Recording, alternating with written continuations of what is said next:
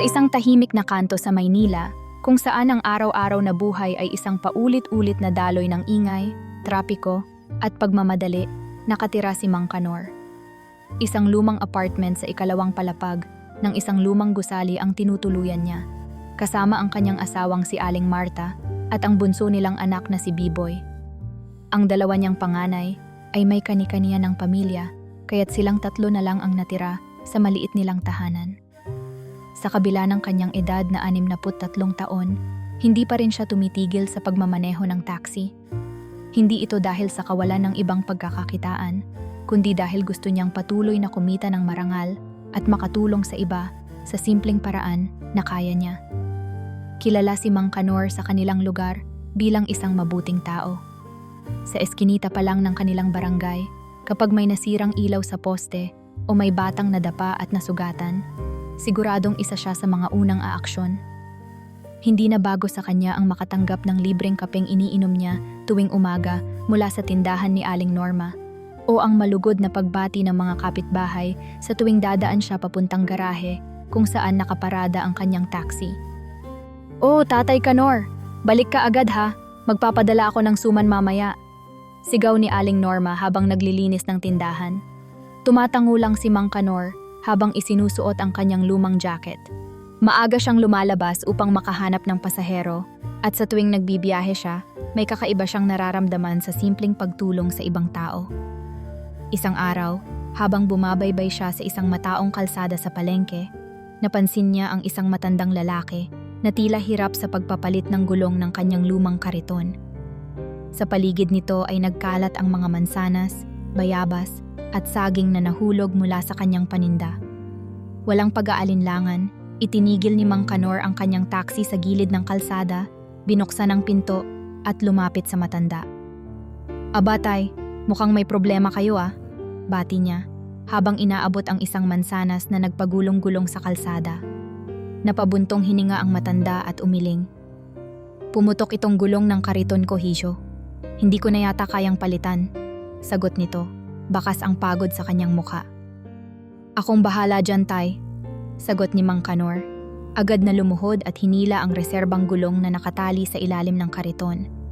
Habang kinakalas niya ang sirang gulong, napansin niyang pinagmamasdan siya ng mga tao sa paligid.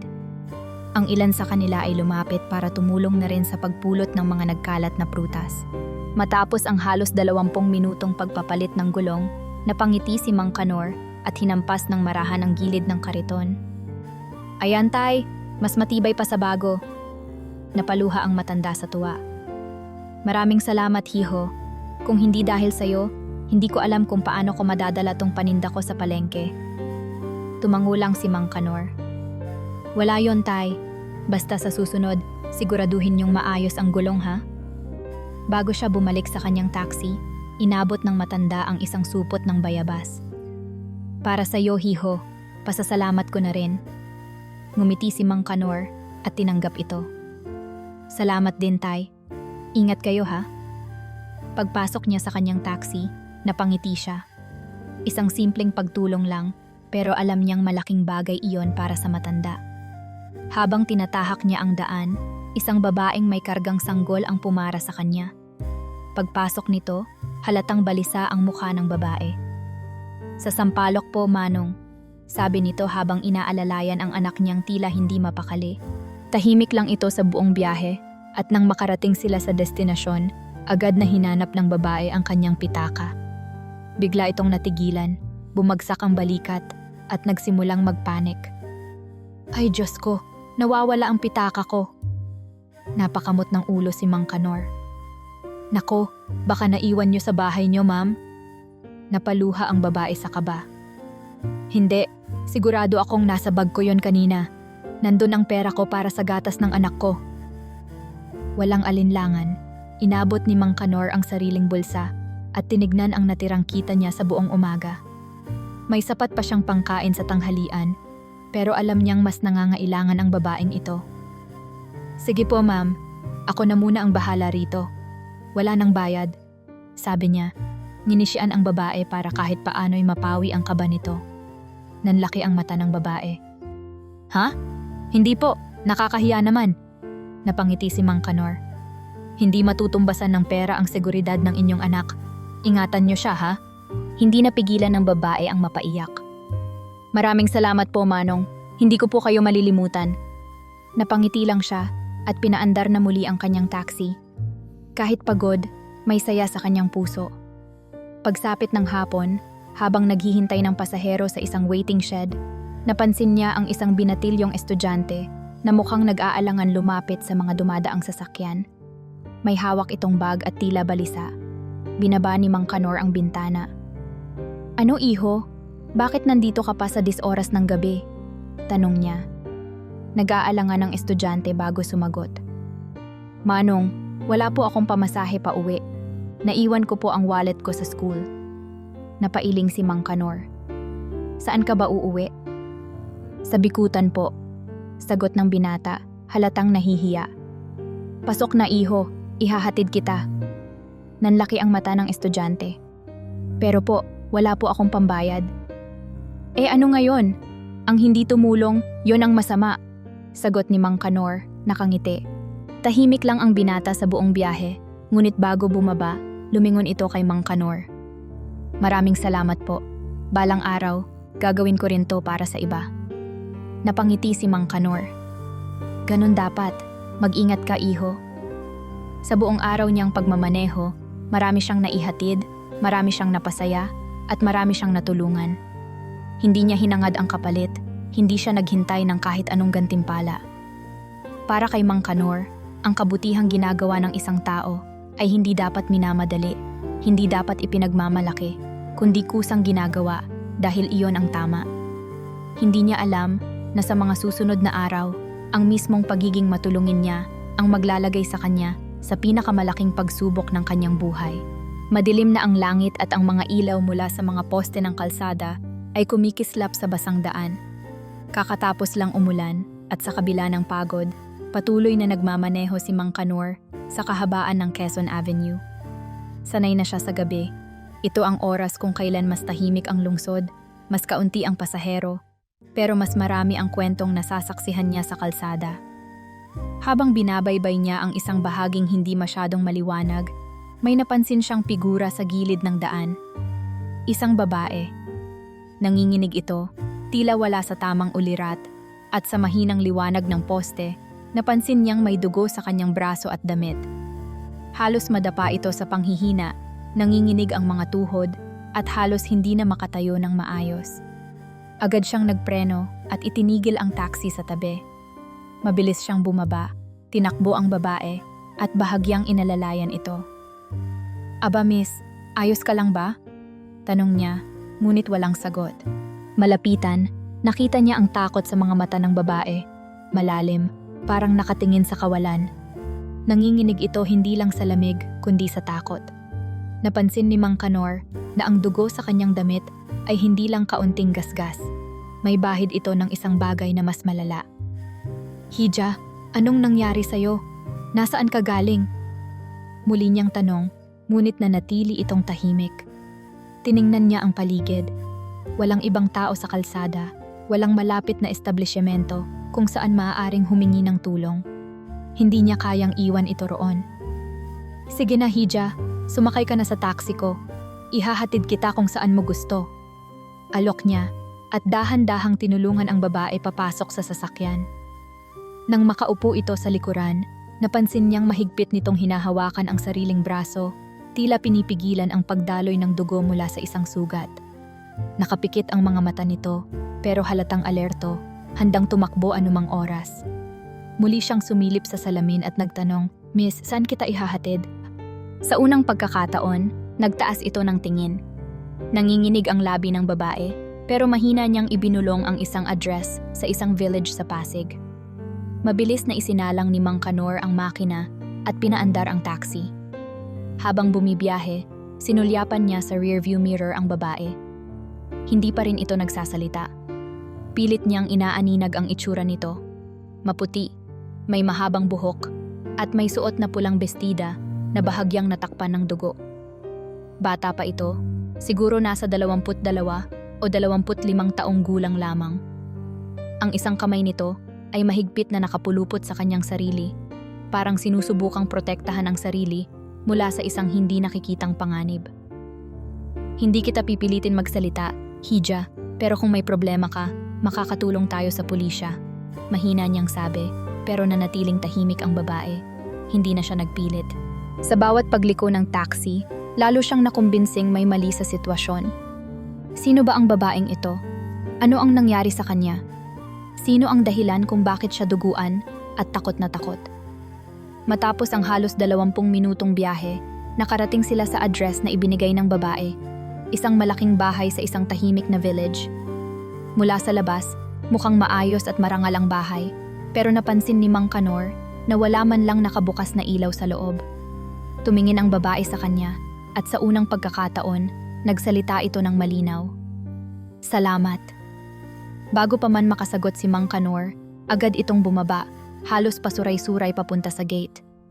Bago ito pumasok, mabilis nitong nilingon ang paligid, parang may iniiwasan. Hindi ito nag-doorbell o kumatok. Imbis na pumasok sa harapan, tumakbo ito sa gilid ng bahay at nawala sa dilim. Para kay Mang Kanor, may mali sa eksenang iyon. Sino ang may-ari ng bahay? Bakit tila palihim na pumapasok ang babae? At higit sa lahat, ano ang nangyari sa kanya bago siya matagpuan sa lansangan? Nanatili siyang nakatitig sa bahay sa loob ng ilang minuto. Tahimik. Walang gumagalaw. Walang kahit anong indikasyon na may ibang tao sa loob. Sa huli, bumuntong hininga siya at pinaandar ang taxi. Bumalik siya sa kalsada, ngunit hindi niya maiwaglit ang bigat sa kanyang dibdib. May mali sa nangyari. Alam niyang may nangyaring hindi tama, pero wala siyang konkretong ideya kung ano. Habang lumalayo siya, isang tanong ang patuloy na bumabagabag sa kanya. Sino ba talaga ang babaeng iyon? Maagang umuwi si Mang Kanor kagabi matapos ang insidenteng naganap. Hindi niya maintindihan kung bakit tila hindi siya mapakali. Parang may bumabagabag sa kanya, isang pakiramdam na hindi niya maipaliwanag. Hindi iyon ang unang beses na may sumakay sa kanyang taxi na mukhang may problema. Pero ang babaeng iyon, ang takot sa mga mata nito, ang dugo sa kanyang damit, ang paraan ng pagpasok niya sa bahay na parang isang anino na ayaw magpapansin. Lahat ng ito ay nag-iwan ng isang mabigat na tanong sa kanyang isipan.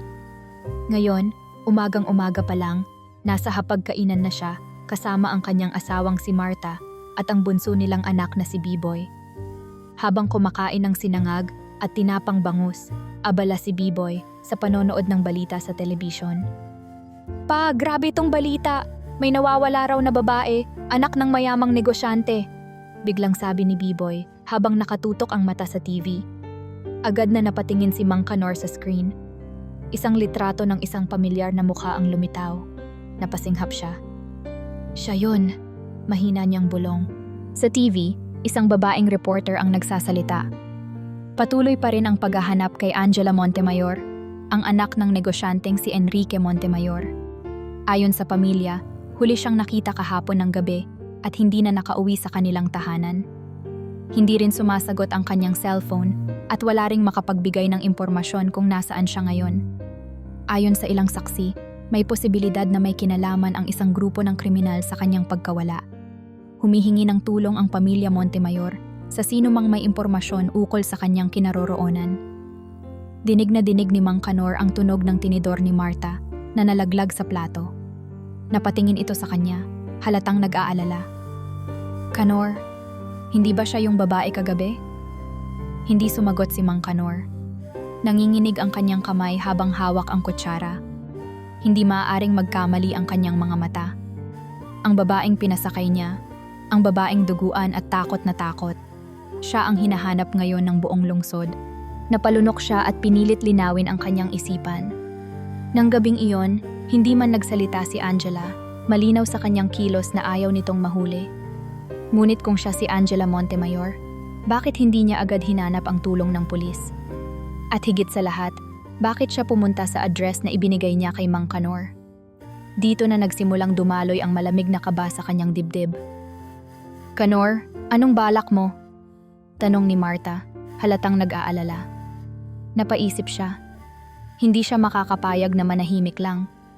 Kung totoo ngang nawawala si Angela, maaaring nasa panganib siya ngayon. Hindi niya matiis ang ideyang baka kung ano na ang nangyari sa dalaga matapos niya itong ihatid kagabi. Hindi iyon ang totoong address niya, bigla niyang nasabi. Anong ibig mong sabihin? Tanong ni B-Boy. Ang sabi niya, doon siya nakatira.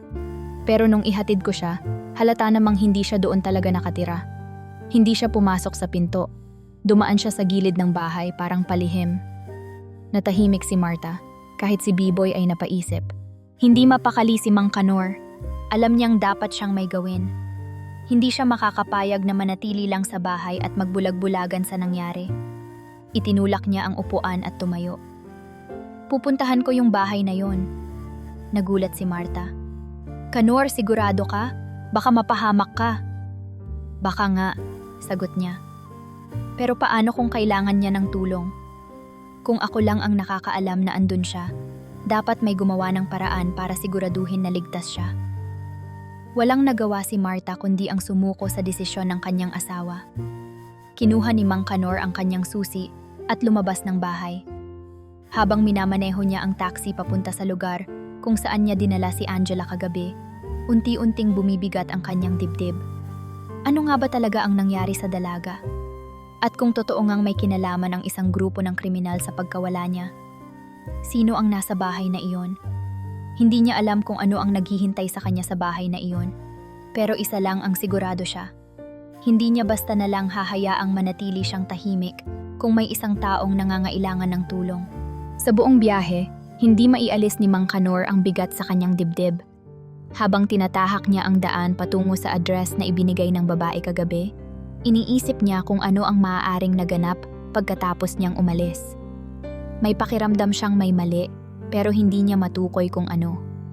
Ang tanging alam niya, may isang nawawalang babae, at siya lang ang may huling impormasyon kung saan ito maaaring nagpunta. Makalipas ang 30 minutong biyahe, nakarating siya sa village sa Pasig. Tahimik ang paligid, masyadong tahimik. Wala halos dumadaang sasakyan, at tanging ang malamlam na sikat ng araw ang nagbibigay liwanag sa mga nakapilang bahay na tila natutulog pa. Inikot niya ang paningin sa paligid at doon niya muling nakita ang bahay na pinagdalhan niya kay Angela. Nakatayo ang isang mataas na bakod na bakal sa harapan ng bahay, may mga halaman sa gilid at mukhang isang tipikal na bahay ng isang may kayang pamilya. Ngunit ngayon, tila mas madilim ang aura nito. Parang may bumabalot na misteryo. Paglapit niya sa gate, agad niyang napansin ang isang bagay na nagpatayo ng balahibo niya. Dugo. May bahid ng natuyong dugo sa gilid ng gate. Hindi ito isang malaking mantsa, pero sapat na upang patunayan na may nangyaring hindi tama rito. Lumingalinga si Mang Kanor, tinitiyak kung may ibang tao sa paligid bago niya marahang itinulak ang gate. Isinilip niya ang loob, pero walang nakikitang tao sa bakuran. Tahimik ang buong bahay, walang galaw, walang ingay. Bumuntong hininga siya at umatras ng bahagya. Alam niyang hindi siya maaaring basta-basta pumasok sa isang pribadong ari-arian, kaya't nagdesisyon siyang manatili sa labas at magmasid. Maya-maya, isang matigas na boses ang pumunit sa katahimikan. Hoy, sino ka? Anong ginagawa mo rito? Napalingon si Mang Kanor at agad niyang nakita ang isang lalaking lumabas mula sa loob ng bahay. Matangkad ito, maskulado, at may isang mahabang peklat sa pisngi. Nakasuot ito ng itim na jacket at may nanlilisik na tingin. Sa unang tingin pa lang, alam na ni Mang Kanor na hindi ito basta-bastang tao. Anong kailangan mo?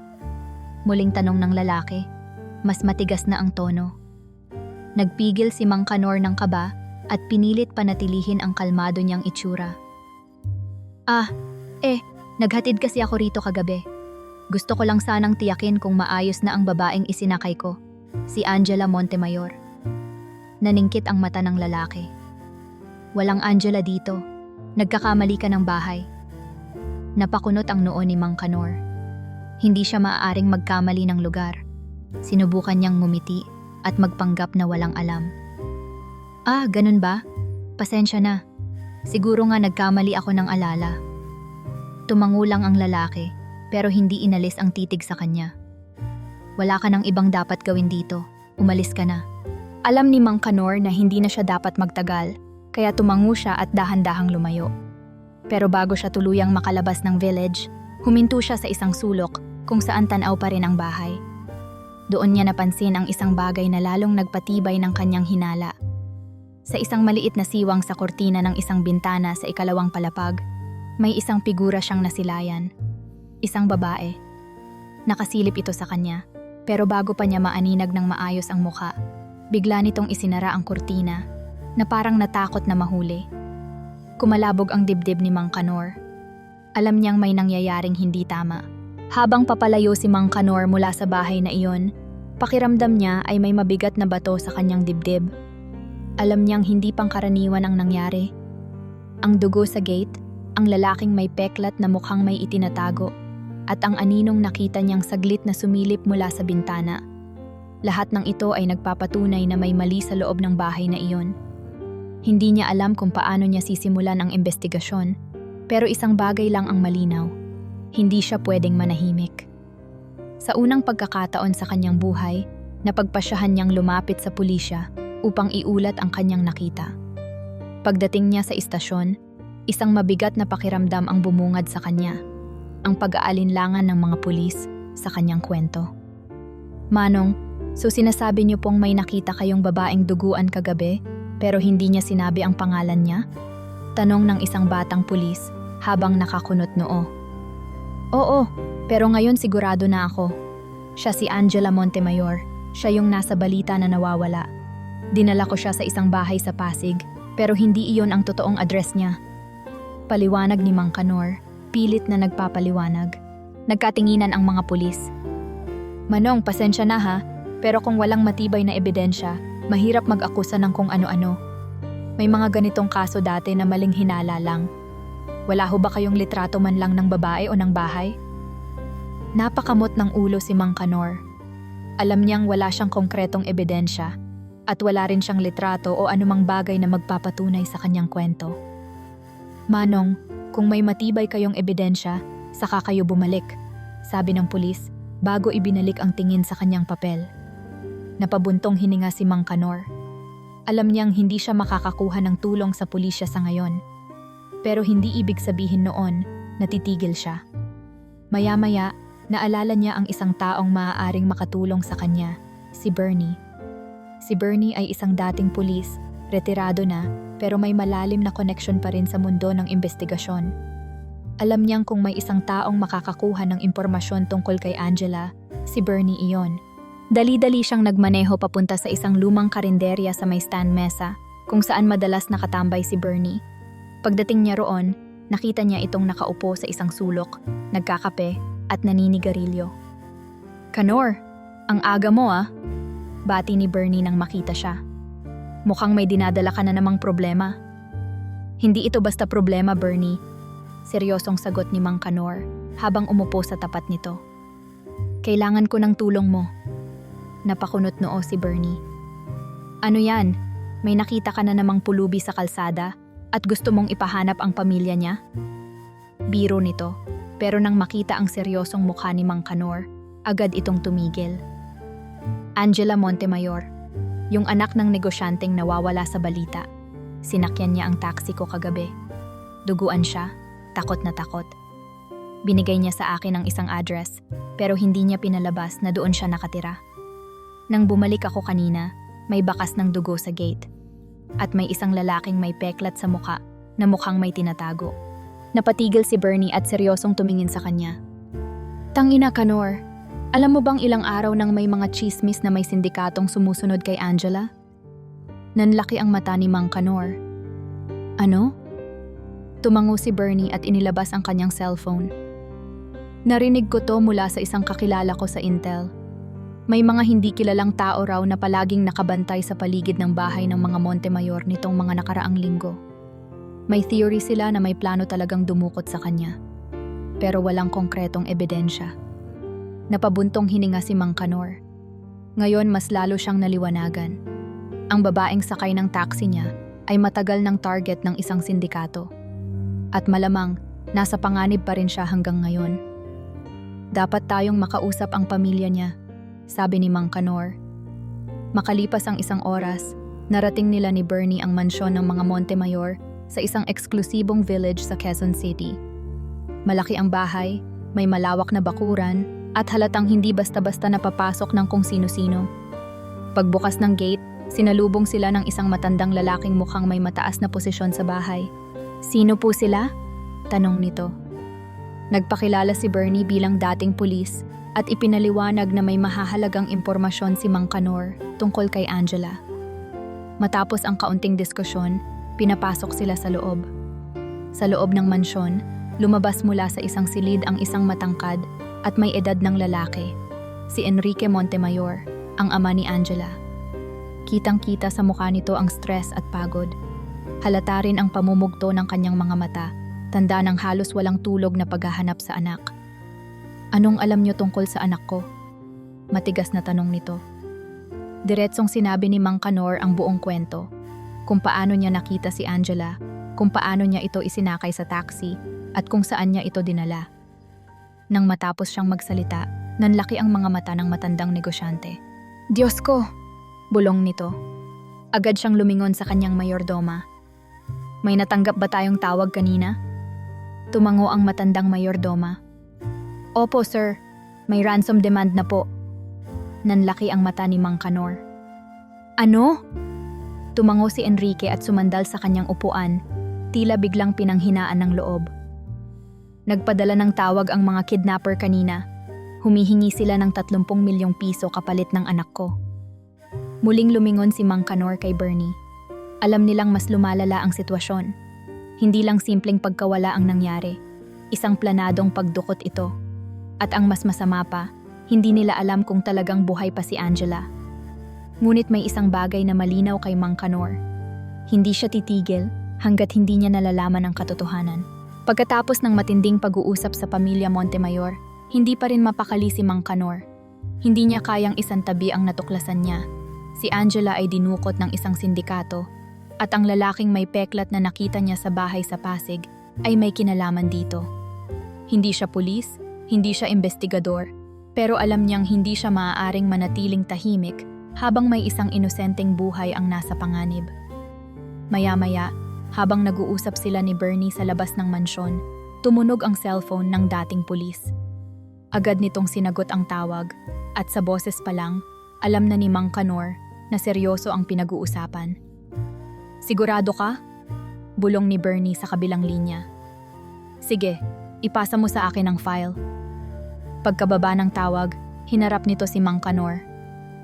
"Kanor, mukhang may natumbok na tayo." "Ano yon?" May kinuha si Bernie mula sa kanyang cellphone at ipinakita rito ang isang larawan. Isa itong mugshot ng isang lalaking may mahabang peklat sa pisngi.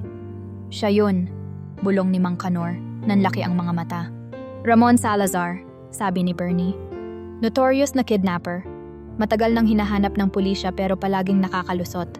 Ang masama pa, hindi lang basta ordinaryong kidnapper to. Kasama siya sa isang sindikato na nagbebenta ng mga babaeng dinudukot. Human trafficking." Nalaglag ang balikat ni Mang Kanor. Ngayon niya lang lubos na naunawaan ang bigat ng sitwasyon. Hindi lang pala simpleng ransom ang pakay ng mga dumukot kay Angela. Malamang, may mas masamang plano silang gawin sa kanya. "Kailangan nating kumilos," madiing sabi niya. "Dahan-dahan lang, Kanor," sabi ni Bernie. "Hindi ito biro. Kung hahanapin natin si Angela, kailangan nating gawin ng maingat. Hindi pwedeng basta-basta na lang tayong sumugod." Ngunit kahit anong sabihin ni Bernie, alam ni Mang Kanor na hindi siya mapapalagay hanggat hindi niya nalalaman kung nasaan si Angela. Kaya ng gabing iyon, nagdesisyon siyang bumalik sa Pasig upang magmasid sa bahay na iyon. Madilim ang kalye nang makarating si Mang Kanor sa village. Naghanap siya ng matatanaw na pwesto kung saan hindi siya madaling mapansin. Sa loob ng halos isang oras, nanatili siyang nakapark sa di kalayuan, nagmamasid sa bahay. Maya-maya, isang itim na van ang dumating at pumarada sa harap. Ilang saglit lang, lumabas mula sa gate si Ramon Salazar, ang lalaking may peklat sa muka. Hindi lang siya mag-isa. May kasama pa siyang 3 lalaki, malalaki ang katawan at mukhang armado. Nakita ni Mang Kanor na may binuhat silang isang bagay mula sa loob ng bahay. Isang malaking sako na parang may laman. Hindi niya kita ng maayos sa dilim, pero may kutob siyang isang tao ang nasa loob noon. Nagkatinginan sina Ramon at ang isa pang lalaki bago sumakay sa van. Makalipas ang ilang segundo, pinaandar nila ang sasakyan at dahan-dahang umalis. Hindi na nag-isip pa si Mang Kanor. Agad niyang pinaandar ang taxi at sinundan ang van. Mataas ang tensyon sa loob ng sasakyan ni Mang Kanor habang patuloy niyang sinusundan ang van. Hindi niya alam kung saan ito patungo, pero tiniyak niyang hindi siya mapapansin. Lumabas sila ng lungsod, lumiko sa ilang madidilim na daan, at sa bawat kilometro na lumalayo sila, lalong lumalakas ang kaba sa dibdib niya. Makalipas ang halos 40 minuto, nakarating sila sa isang lumang warehouse sa labas ng syudad. Napapalibutan ito ng mga lumang containers at bakanteng lote, malayo sa kahit anong bahay o establishmento. Walang ibang ilaw kundi ang iilang bombilyang kumikislap sa labas ng gusali. Huminto ang van sa harap ng warehouse. Agad na bumaba si Ramon at ang kanyang mga tauhan. Dinala nila ang sako sa loob, habang patuloy na nagmamasid si Mang Kanor mula sa kanyang pwesto, nakaparada sa medyo madilim na bahagi ng daan. Sinubukan niyang ilabas ang cellphone para tawagan si Bernie, pero bago niya pa ito magawa, may narinig siyang sigaw mula sa loob ng warehouse. Isang sigaw ng babae. Napalunok siya. Hindi siya maaaring magkamali. Si Angela iyon. Ramdam niya ang bilis ng pintig ng kanyang puso.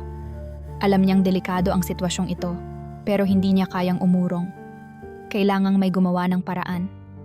At alam niyang siya lang ang nasa tamang lugar para gawin iyon. Hindi maalis ni Mang Kanor ang pagkabalisa habang nakatitig sa warehouse kung saan dinala si Angela. Alam niyang delikado ito. Hindi siya pulis, hindi siya armado, at higit sa lahat, mag-isa lang siya. Ngunit sa narinig niyang sigaw ng babae, alam niyang wala ng urungan ito. Agad niyang kinuha ang cellphone at tinawagan si Bernie. "Bernie, nakita ko na kung saan nila dinala si Angela," bulong niya, habang patuloy na nagmamasid sa paligid. Isang lumang warehouse sa labas ng lungsod. Narinig ko ang sigaw niya sa loob. Nagtagal ng ilang segundo bago sumagot si Bernie. "Kanor, makinig ka. Hindi tayo pwedeng basta na lang sumugod dyan. Kailangan natin ng wastong ebidensya para makuha ang atensyon ng pulis. Hindi tayo pwedeng magkamali rito." "Bernie, baka wala na tayong oras," sagot ni Mang Kanor. Ramdam ang frustration sa boses niya. "Anong ebidensya pa ang kailangan natin? Duguan siyang sumakay sa taxi ko, tapos ngayon may ransom demand, tapos ngayon dinig na dinig ko ang sigaw niya mula sa loob. Basta huwag kang gagawa ng hindi mo kayang tapusin, Kanor. Wala tayong backup. Kung ano mang gawin mo, mag-ingat ka." Napatigil siya. Tama si Bernie, wala siyang backup. Ngunit paano kung matagalan pa ang pulis? Paano kung wala na silang abutang buhay sa loob? Napatingin siya sa paligid. Sa gilid ng warehouse, may isang lumang rehas na tila isang sira o abandonadong pasukan. Malamang, hindi na ito ginagamit ng mga tao sa loob. Kailangan niyang subukan. Dahan-dahan siyang lumapit sa likod ng warehouse, sinisigurong hindi siya mapapansin. Nakayuko siya, dumadaan sa mga lumang kahon at container habang lumilibot patungo sa likuran. Nang makarating siya sa rehas, marahan niyang itinulak ito. Tumunog ang kalawang na bakal, pero hindi pa rin ito nakakandado. Isang hininga ang kanyang pinakawalan bago pumasok. Sa loob ng warehouse, agad niyang naramdaman ang bigat ng hangin. May amoy ng langis, kalawang, at malamig na simoy ng gabi. Marahan siyang gumalaw, pilit na iniiwasan ang anumang bagay na maaaring lumikha ng ingay.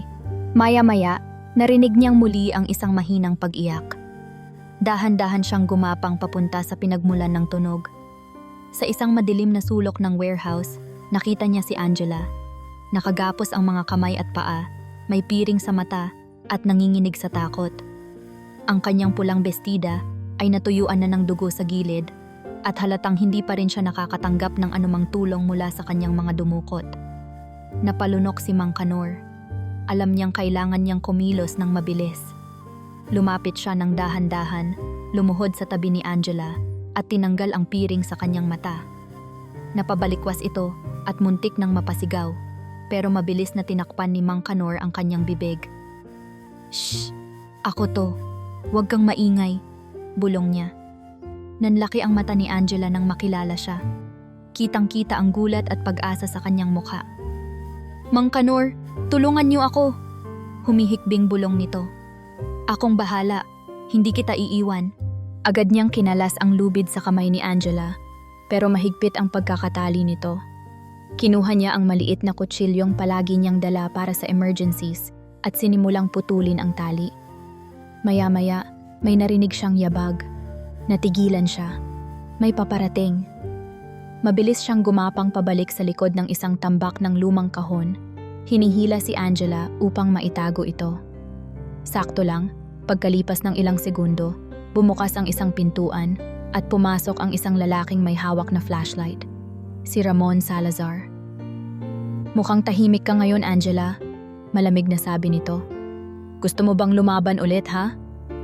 Nakita ni Mang Kanor ang takot sa mukha ni Angela habang mahigpit siyang kumakapit sa kanyang braso.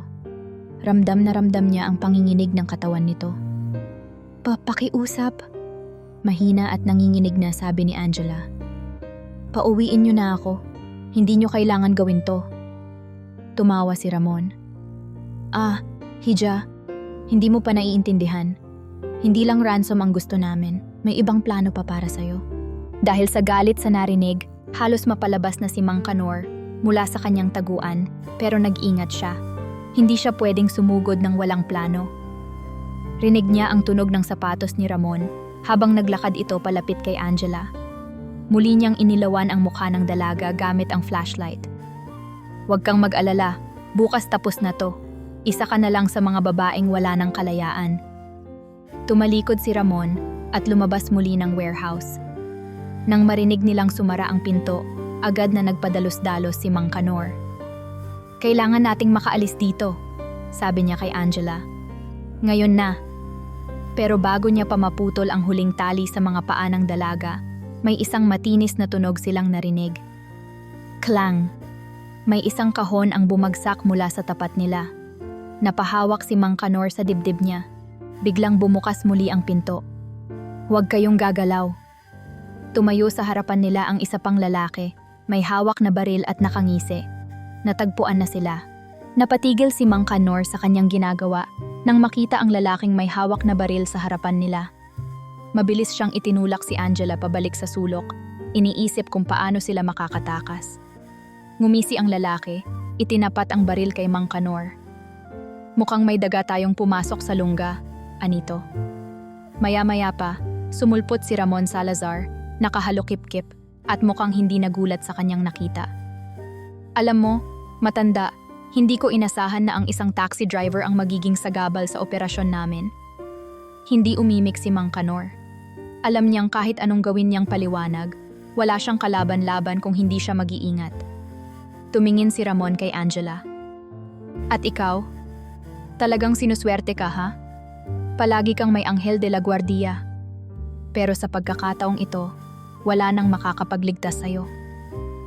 Naiiyak na si Angela sa takot. Napatingin ito kay Mang Kanor, nanginginig. Mang Kanor, alam niyang wala siyang oras para mag-isip. Kailangan niyang makahanap ng paraan upang makaalis sila roon. Ngunit bago pa makalapit si Ramon, biglang bumukas ang pinto sa kabilang bahagi ng warehouse. Dalawang lalaki ang pumasok, nag-uusap, at tila walang ideya na may iba pang tao sa loob. Hindi pa ba nasasabi kay Mr. Montemayor na ayos na ang lahat? Tanong ng isang lalaki. Napatigil si Mang Kanor. Si Mr. Montemayor? Bulong niya sa sarili.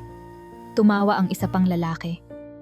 Huwag kang mag-alala, mayayari na to bukas. Kapag nakuha na ang pera, wala na tayong problema. Si Ramon na ang bahala kung paano papalabasin na nakidnap talaga si Angela. Magsasara na rin ang kaso, tapos na ang lahat. Nagtawanan ang mga tauhan ng sindikato. Hindi nila namalayang naririnig ni Mang Kanor ang pinag-uusapan nila. Napansin ni Ramon na natigil siya at tila may naisip. Bakit? Hindi mo pa ba alam? Ani Ramon, may halong panunuya. Dahan-dahan siyang lumapit kay Mang Kanor, hawak pa rin ang baril. Alam mo bang hindi lang basta sindikato ang nasa likod nito? Kung akala mo isa lang itong simpleng kaso ng kidnapping, nagkakamali ka. Napasinghap si Angela. Anong ibig mong sabihin? Tumawa si Ramon. Sabihin na nating, may kasabwat kami sa loob ng pamilya mo mismo. Nanlaki ang mata ni Angela. Si Mr. Montemayor Sr., patuloy ni Ramon, tila inaasahan na ang reaksyon ng dalaga. Ang minamahal mong tiyuhin, ang pinagkakatiwalaan ng pamilya mo, ang nagpapanggap na nag-aalala para sa'yo. Siya ang may pakana ng lahat ng ito. Gumalaw si Angela, hindi makapaniwala. Hindi totoo yan. Totoo yan, Hija, bulong ni Ramon. Gusto niyang makuha ang buong yaman ng pamilya niyo.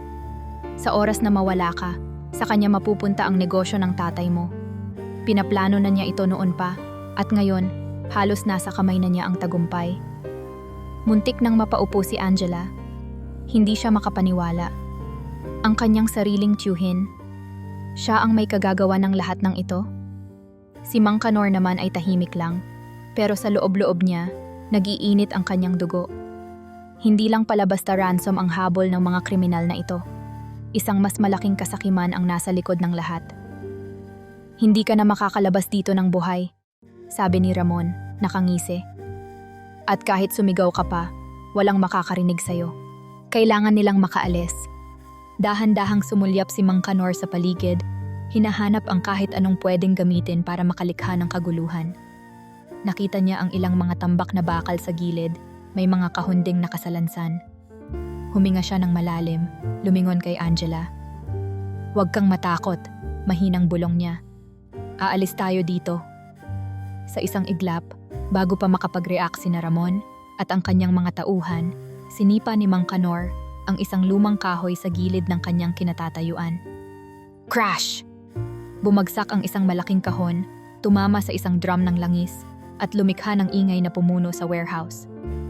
"Ano yon?" Sigaw ng isa sa mga tauhan ni Ramon.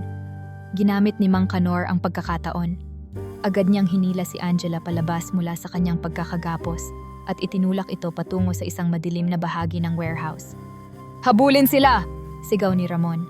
Nagpulasan ang mga tauhan ng sindikato upang habulin sila. Habang tumatakbo sina Mang Kanor at Angela, napansin nilang may isang lumang pinto sa gilid ng warehouse, isang lumang emergency exit. Pero bago pa nila ito marating, biglang pumalibot sa kanila ang tatlong tauhan ni Ramon, may hawak na mga patalim at baril. Napahinto sila. Wala nang atrasan ito. Hindi na nakagalaw sina Mang Kanor at Angela nang makita nilang unti-unting pumalibot sa kanila ang tatlong tauhan ni Ramon. Ang isa sa kanila ay may hawak na baril, ang dalawa naman ay may hawak na patalim. Wala nang oras para tumakbo. "Wala na kayong pupuntahan," sabi ng lalaking may baril, nakangisi. Humakbang si Ramon papalapit, walang bahid ng pagmamadali sa kilos niya. "Akala mo ba makakatakas ka, tanda?" Ani niya, nakatingin kay Mang Kanor. "Akala mo ba maililigtas mo siya? Wala kang laban sa amin." Hinila ng isang tauhan si Angela palayo kay Mang Kanor.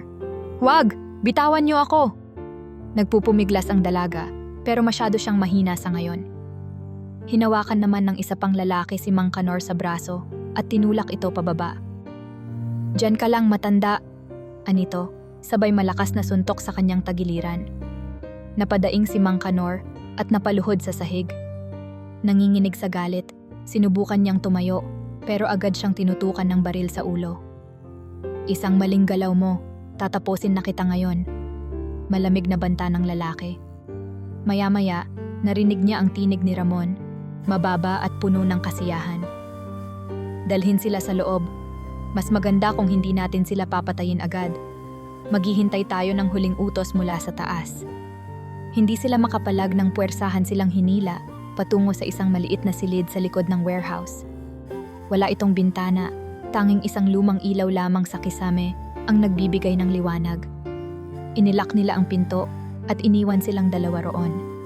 Narinig nilang nagtatawanan ang mga tauhan ni Ramon sa labas. Nagpanting ang tenga ni Mang Kanor. Hindi siya pwedeng basta sumuko. Makalipas ang ilang minuto, napansin niyang may isang tauhan ang naiwan sa labas ng pinto, marahil upang bantayan sila. Marahan siyang lumapit sa pinto at sumilip sa maliit na puwang sa ilalim. Nakita niya ang anino ng bantay. Nakasandal ito sa dingding. Hawak ang baril, ngunit tila hindi gaanong alerto. Bumalik siya kay Angela. Marahan itong tinapik sa balikat. "Huwag kang matakot, Hija. May paraan tayo para makalabas dito." Tumingin si Angela sa kanya. Namumugto ang mata. Paano, Mang Kanor? Napatingin siya sa paligid at doon niya napansin ang isang lumang bakal na tubo sa isang gilid ng silid. Dahan-dahan niya itong kinuha at sinubukan ang bigat. Pwede itong maging sandata. Marahan siyang lumapit sa pinto at lumanghap ng malalim. Maya-maya, sinadya niyang itulak pabagsak ang isang lumang kahon sa gilid. Thud! Ano yon? Narinig niyang sabi ng bantay mula sa labas. Agad nitong binuksan ang pinto upang sumilip. Sakto. Pagkabukas ng pinto, buong puwersang hinataw ni Mang Kanor ang bakal na tubo sa braso ng lalaki. Arg! Sigaw nito, nalaglag ang kanyang baril. Hindi na nagpatumpik-tumpik si Mang Kanor. Sinunggaban niya ang baril sa sahig at mabilis na tinutok ito sa lalaki. Teka! Pero bago pa nito matapos ang sasabihin, binigwasan siya ni Mang Kanor sa batok gamit ang hawakan ng baril. Bagsak ang lalaki sa sahig, walang malay. Si Angela naman ay mabilis na tumayo at lumabas ng silid. Kailangan nating umalis. Mabilis silang gumalaw, ngunit bago pa sila makalayo, may nakakita sa kanila. Hoy! Tumakas sila! Sigaw ng isa sa mga tauhan ni Ramon.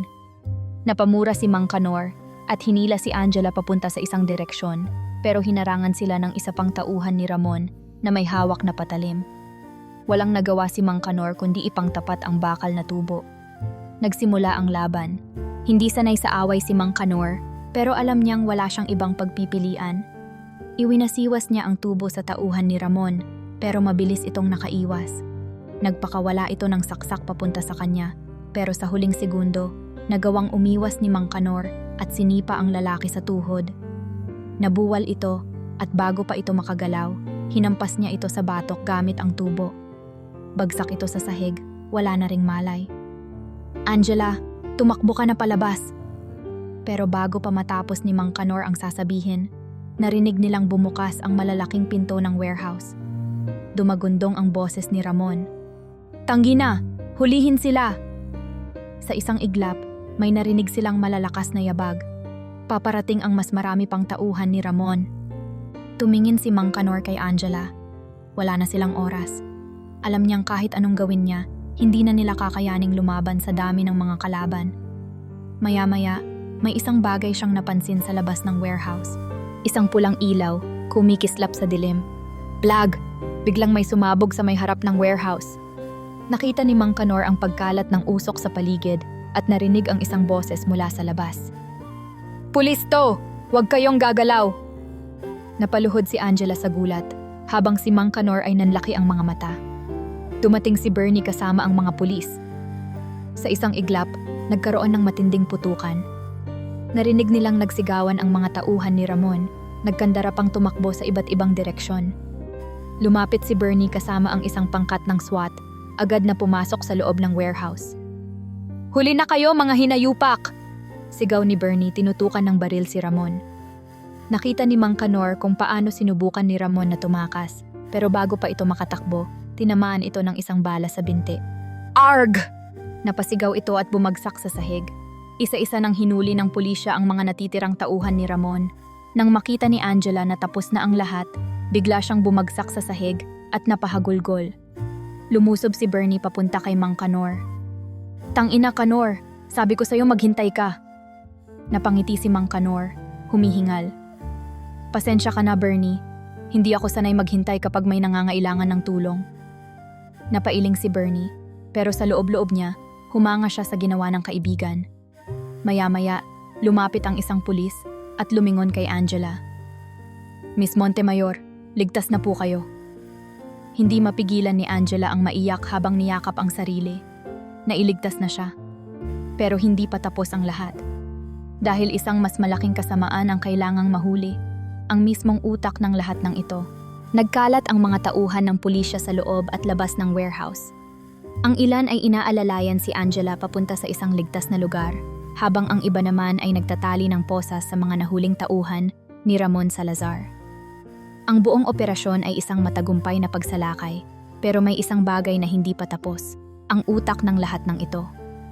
Habang ang mga pulis ay abala sa pagproproseso ng mga nahuli, napansin ni Mang Kanor na may isang lalaking pasimpleng lumalayo sa eksena.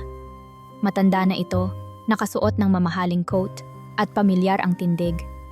Nang tiningnan niyang mabuti, nanlaki ang kanyang mga mata. Si Mr. Montemayor Sr., biglang lumakas ang tibok ng kanyang puso.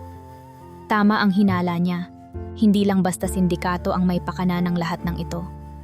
Ang tiyuhin mismo ni Angela ang nag-utos ng pagdukot. At ngayon, kitang-kita niya ang pagtatangka nitong tumakas. Sinundan niya ito mula sa di kalayuan, pinapanood kung saan ito papunta. Sa likod ng warehouse, may isang itim na sasakyan na nakaabang. Mabilis na pumasok si Mr. Montemayor Sr. sa loob at pinaandar ang sasakyan palayo. Hindi na nagdalawang isip si Mang Kanor.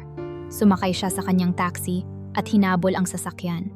Madilim ang kalsada sa labas ng warehouse, pero hindi iyon naging hadlang kay Mang Kanor na habulin ang sasakyan ni Mr. Montemayor Sr. Dumaan sila sa isang makipot na daan, papunta sa isang bakanteng lote, malapit sa isang lumang airstrip. At doon niya nakita ang hindi niya inaasahan. Isang helicopter ang naghihintay sa kanila. Napamura si Mang Kanor. Mukhang may plano ng tumakas ang matanda bago pa man sila makarating dito.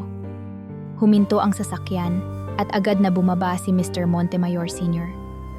Hindi niya alintana ang pawis sa kanyang noo. Determinado siyang makasakay sa helicopter. Mabilis siyang nilapitan ng isang lalaking nakauniporme, malamang ay piloto niya.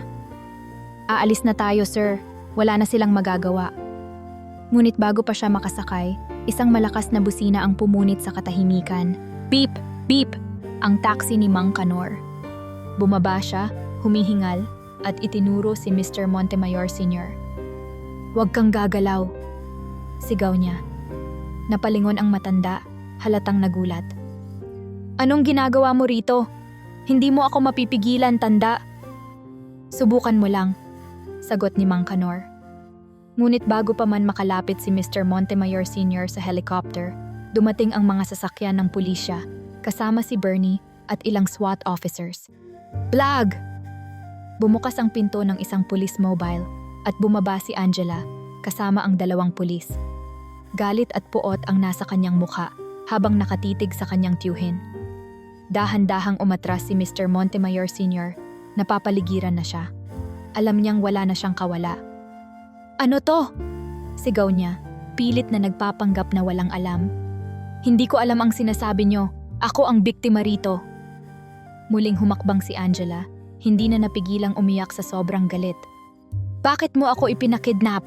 Saglit na tumahimik si Mr. Montemayor Sr. Tila iniisip kung paano siya makakawala sa sitwasyon. Ngunit nang makita niyang wala na siyang pagpipilian, napabuntong hininga ito at dahan-dahang ngumiti. "Ano pa ba ang aasahan ko sa isang batang gaya mo?" Nangilid ang luha ni Angela. "Anong ibig mong sabihin?" Tumawa si Mr. Montemayor Sr. Pero hindi iyon tawa ng isang inosenteng tao, kundi isang tawa ng isang taong matagal nang may itinatagong kasamaan. "Wala ka namang alam sa negosyo, Angela. Isa ka lang spoiled na bata na namana ang lahat ng hindi mo naman pinaghirapan. Ang tatay mo? Masyadong mahina, masyadong mabait. At ikaw? Isang pabigat sa pamilya." Napasinghap si Angela sa narinig. "Ang kumpanya, ang yaman, lahat yan dapat sa akin napunta. Pero hindi, ikaw ang pinili nilang tagapagmana. Kaya kung hindi kita kayang alisin sa negosyo sa legal na paraan." Dahan-dahang lumapit si Mr. Montemayor Sr. Malamig ang tingin. "Kailangan kong gawin ang mas madali." Napaiyak si Angela, pero hindi sa takot, kundi sa matinding sakit ng pagkakanulo. Napuno ng galit ang kanyang mata. "Ikaw, pinagkatiwalaan kita." "Walang personalan, Angela. Negosyo lang." Dumagundong ang boses ni Bernie. "Tama na yan, Montemayor. Wala ka ng takas."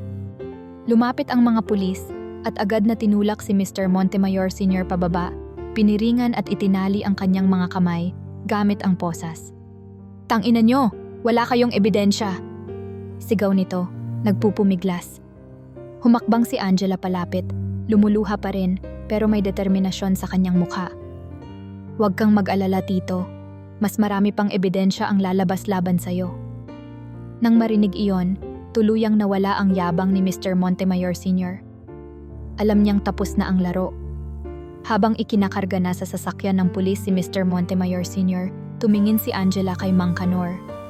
Nanginginig pa rin siya, pero sa kauna-unahang pagkakataon mula nang magsimula ang bangungot na ito, nakahinga siya ng maluwag. "Salamat po, Mang Kanor," mahina niyang sabi. "Kung hindi dahil sa inyo." Pinutol siya ni Mang Kanor sa isang mahigpit na yakap. "Tapos na ang lahat, Hija.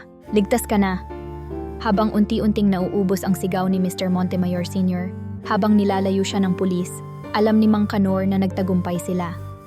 At sa wakas, natapos na rin ang bangungot ni Angela. Ngunit para kay Mang Kanor, hindi pa tapos ang lahat. May isang bagay pa siyang kailangang gawin.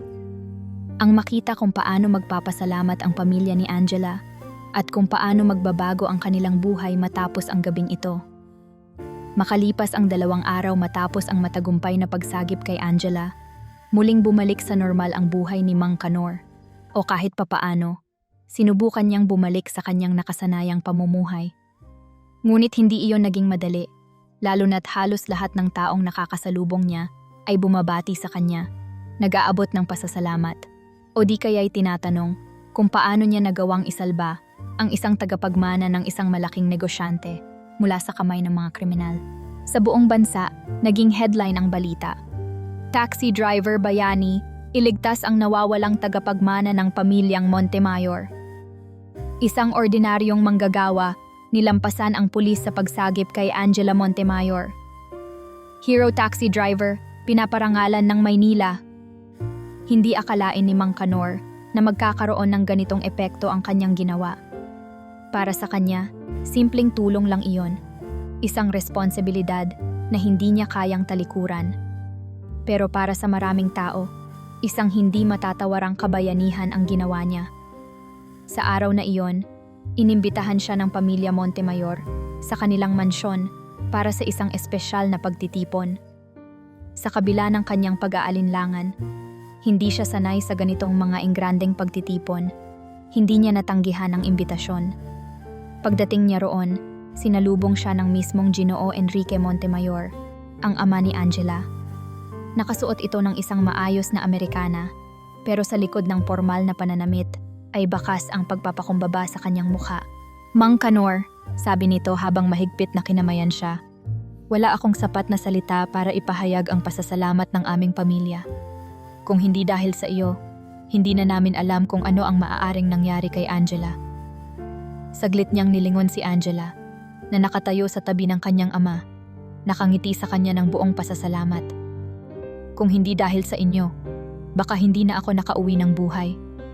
Mahina ngunit taimtim na sabi ng dalaga. "Hindi ko po alam kung paano ko kayo mababayaran." Nagkamot ng batok si Mang Kanor, medyo nailang sa atensyon. "Naku, Miss Angela, wala yon. Ginawa ko lang kung ano ang tama." Ngunit hindi lang salita ng pasasalamat ang nais ibigay ng pamilya Montemayor. Sa gitna ng pagtitipon, isang abogadong kasama ng pamilya Montemayor ang lumapit kay Mang Kanor at nag-abot ng isang dokumento. Agad siyang nagulat nang makita ang laman nito. Isang tsekeng naglalaman ng 5 milyong piso. Napamulagat si Mang Kanor. "Ano to?" "Isang munting pasasalamat mula sa aming pamilya," paliwanag ni Enrique Montemayor. "Hindi ito sapat upang tumbasan ang kabayanihan mo, pero nais naming makatulong sa iyo at sa iyong pamilya." Nagkatinginan ang mga tao sa paligid, pero tahimik lang si Mang Kanor habang nakatitig sa tseke. Maya-maya, marahan niyang ibinalik ito sa abogado. "Naku sir, pasensya na, pero hindi ko po matatanggap ito."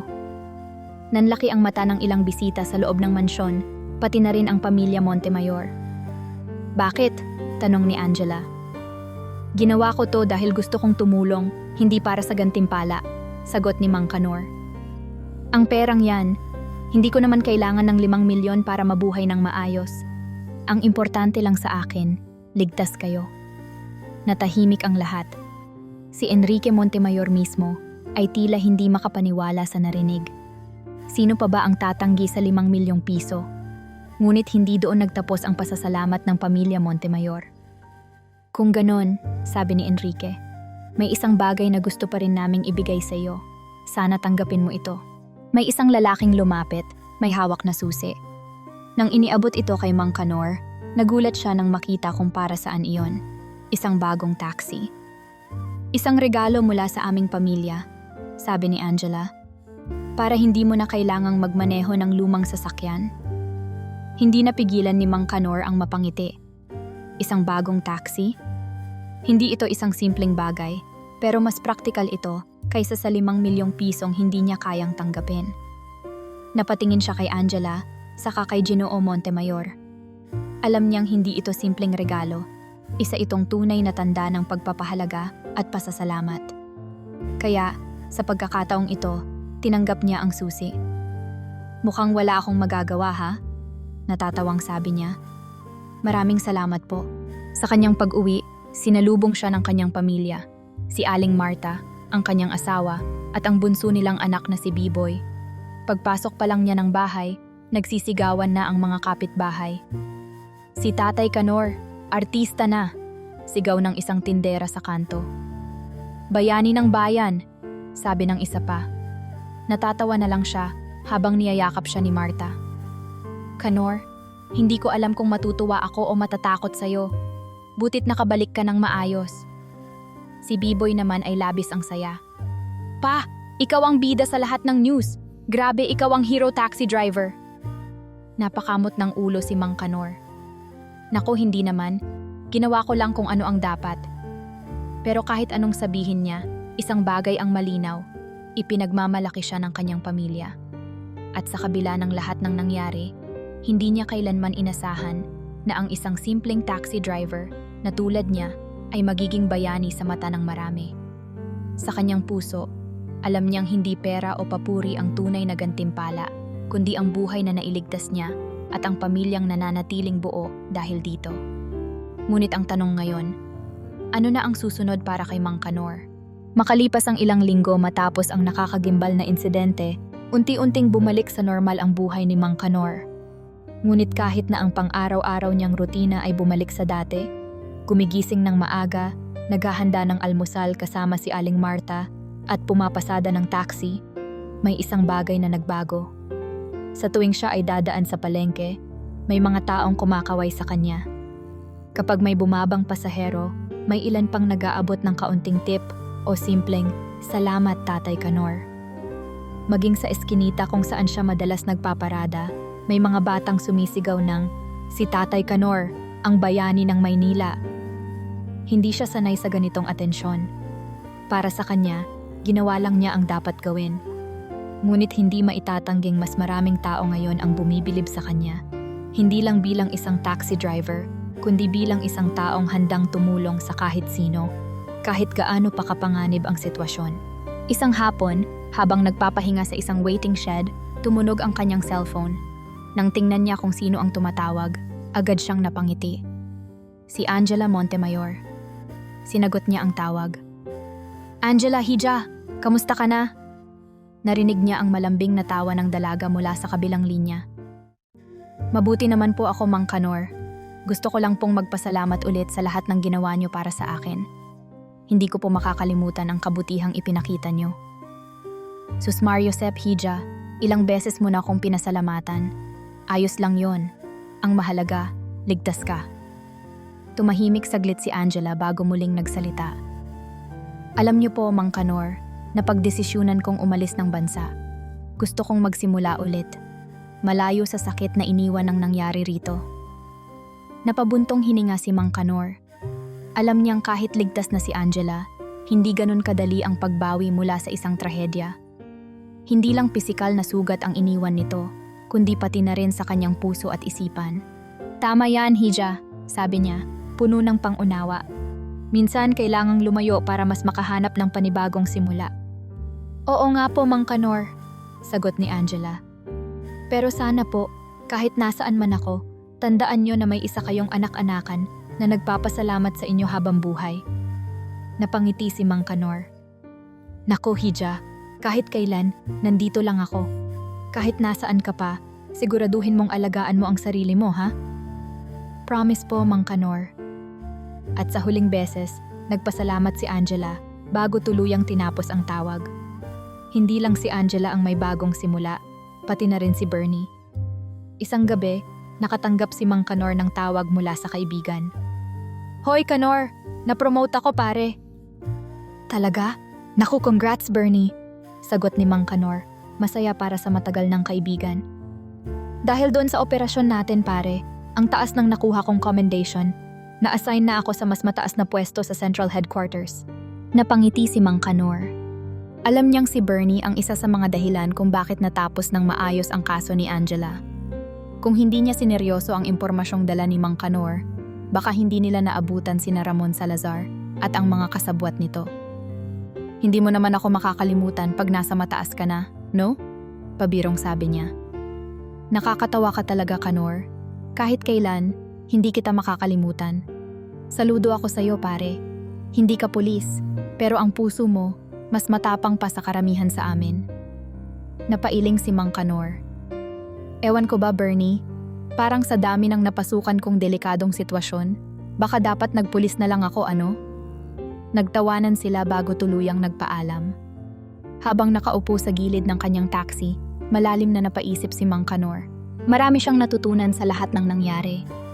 Natutunan niyang minsan, ang pagiging mabuting tao ay may kaakibat na panganib. May mga sitwasyong maaaring ilagay ka sa peligro dahil lang sa kagustuhan mong tumulong. Pero hindi iyon dahilan para tumigil. Kung hindi siya tumulong kay Angela noong gabing iyon, ano kaya ang nangyari sa dalaga? Kung pinili niyang hindi makialam, paano na lang ang pamilya nito? Muli siyang napangiti. Alam niyang ginawa niya ang tama. At kahit ilang beses pa siyang malagay sa ganitong sitwasyon, alam niyang hindi siya magbabago. Hindi siya naging bayani dahil gusto niyang maging isa. Naging bayani siya dahil iyon ang dapat gawin. At sa huli, kahit anong mangyari, isa lang ang tiyak. Ipagpapatuloy pa rin niya ang kanyang buhay bilang isang taxi driver, handang tumulong sa sino mang nangangailangan. At sa muling pag-upo niya sa driver's seat, alam niyang hindi ito ang huling pagkakataon na may matutulungan siya. Dahil sa kalsadang ito ang kanyang misyon ay hindi pa natatapos. Maaga pa lang ay nasa daan na si Mang Kanor, minamaneho ang bago niyang taxi habang pinagmamasdan ang gumigising na lungsod. Sa kabila ng mga pagsubok na pinagdaanan niya, nagawa niyang bumalik sa kanyang nakasanayang buhay, ang pagiging isang taxi driver. Ngayon, mas magaan ang kanyang pakiramdam. Alam niyang marami pa siyang maaaring gawin, maraming tao pa ang maaari niyang matulungan, kahit sa pinakamaliit na paraan. Habang bumabaybay siya sa isang abalang kalsada, napansin niya ang isang matandang babae sa gilid ng daan. May dala itong 2 plastik na puno ng gulay at pilit na tinatawid ang mataong lansangan. Kita sa kilos nito ang hirap, lalo na't mabagal na ang kanyang lakad at hirap siyang balansehin ang kanyang bitbit. Agad na inihinto ni Mang Kanor ang kanyang taxi sa tabi ng daan. Mabilis siyang bumaba at lumapit sa matanda. Nay, teka lang po, baka masagasaan kayo, sabi niya habang marahang inaabot ang mga dala ng babae. Nagulat ang matanda, pero nang makita niya ang maamong mukha ni Mang Kanor, ngumiti ito. Ay hiho, pasensya ka na, mabagal na kasi ako kumilos. Okay lang po, Nay, tara tulungan ko na kayong tumawid, sagot niya, sabay hawak sa braso ng matanda upang alalayan ito. Dahan-dahan nilang tinawid ang kalsada habang ang ibang sasakyan ay huminto upang bigyang daan sila. Nang makarating sila sa kabilang bahagi, hindi maiwasan ng matanda na mapangiti. Aba, maraming salamat hiho. Napakabuti mo, sabi nito habang inaayos ang kanyang bitbit. Ngumiti si Mang Kanor. Wala po yon, Nay. Ingat po kayo ha. Pinanood niya ang matanda habang ito'y papalayo, at sa kanyang puso, nakaramdam siya ng isang uri ng saya na hindi kayang tumbasan ng kahit anong kayamanan. Hindi man kasing laki ng ginawa niyang pagsagip kay Angela, alam niyang ang simpleng pagtulong sa isang nangangailangan ay may halaga. Napatingin siya sa langit at napangiti. Kahit kailan, hindi ko pagsisisihan ang pagtulong, bulong niya sa sarili. Pagkalipas ng ilang oras ng pamamasada, napansin niyang patapos na ang kanyang araw. Sa halip na umuwi agad, napagpasyahan niyang dumaan sa isang maliit na simbahan sa tabi ng kalsada. Pumarada siya sa tabi at bumaba. Pumasok siya sa loob, tahimik na umupo sa isang pew at pumikit saglit. Hindi siya madalas pumunta sa simbahan, pero ngayon, ramdam niya ang pangangailangan na magpasalamat. Hindi dahil sa pagiging bayani o sa mga papuring natanggap niya, kundi dahil binigyan siya ng pagkakataong makatulong at baguhin ang buhay ng iba. Salamat po, Diyos ko. Bulong niya habang tinitingnan ang krus sa altar. Salamat sa gabay. Salamat sa pagkakataon. Salamat sa buhay. Sa kanyang puso, alam niyang hindi niya kailanman pinangarap na maging bida sa kwento ng iba. Pero sa isang simpleng taxi driver na tulad niya, napagtanto niyang hindi kailangang maging mayaman o makapangyarihan para makagawa ng pagbabago. Minsan, sapat na ang pagiging mabuting tao. Bumalik siya sa kanyang taxi at muling pinaandar ang makina. Sa rearview mirror, nakita niya ang kanyang sarili.